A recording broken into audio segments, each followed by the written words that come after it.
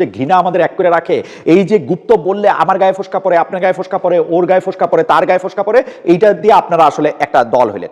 আবার এই যে ফোসকা ফালানো যায়, এইটা দেখা আপনাদের আবার খুব মজা লাগতে শুরু করলো। আপনারা দেয়ালে দেয়ালে লিখতে শুরু করলেন গুপ্ত অমুক, গুপ্ত নিয়ে বিভিন্ন রকম স্লোগান, এই সেই। এইটা করতে গিয়ে আপনারা চট্টগ্রামে একটা কলেজে মারামারি, কাটাকাটি, রক্তারক্তি পর্যন্ত করলেন। সিরিয়াসলি ভাই, আপনারই কেউ গুপ্ত বললো, আপনি মারামারি কাটাকাটি করলেন, তারপর আপনি যখন চ্যালেঞ্জ করতে গেলেন তখন আপনারা আবার এটা নিয়ে হাসাহাসি করতে থাকলেন। সিরিয়াসলি। তো মানে আমি যদি মনে করি আজকে দেখেন তারেক সাহেব এবং শফিক সাহেব দুজনেই বলতেছেন, যারা তাদেরকে গুপ্ত বলে তারা যদি আমাকে এসে গুপ্ত বলে তাহলে কি আমার এটা লজ্জা লাগবে না? উনি আবার লজ্জা পাচ্ছেন। উনি বলতেছেন, তারেক সাহেব বলতেছেন যে যারা আপনাদের বিভ্রান্ত করার চেষ্টা করবে দেখা মাত্র তাদেরকে বলবেন গুপ্ত। তোমরা বিভ্রান্ত করার চেষ্টা আবার কেমনে করে?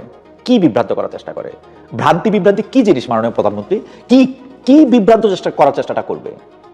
আর শফিক সাহেব আপনি তো লজ্জা পেলেন কেন?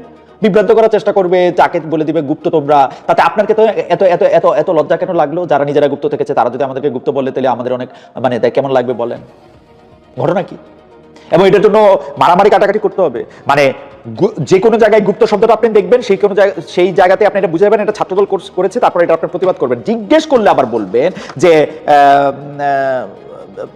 মানে মানে যে কোনো জায়গায় গুপ্ত লেখা দেখলে আপনারা এরকম প্রতিবাদ করবেন। প্রতিবাদ করার পরে তারপর আপনি আপনি আপনি আপনি একটা মারামারিতে জড়াবেন। জিজ্ঞেস করলে আবার বলবেন যে আপনারা দাবি করবেন গুপ্ত নিয়ে তারা কোনো প্রতিক্রিয়া দেখাচ্ছেন না, গুপ্ত নিয়ে আপনারা কোনো প্রতিক্রিয়া দেখাচ্ছেন না, আপনারা ছাত্রদলের দখলদারি ঠেকাতে গিয়ে হামলার মুখে পড়েছেন।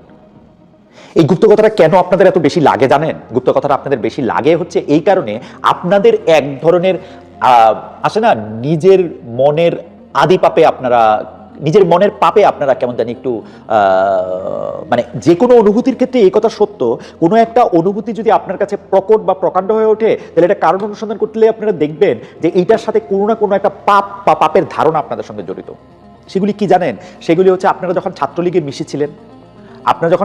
মিশেছিলেন বা অন্য কোনো দলে মিশেছিলেন, যেহেতু তারা আপনাদের দলকে নিষ্পেষণ করতে করতে নিষিদ্ধ করার মতো জায়গায় নিয়ে গিয়েছিল, আপনারা প্রকাশিত হতে পারতেন না।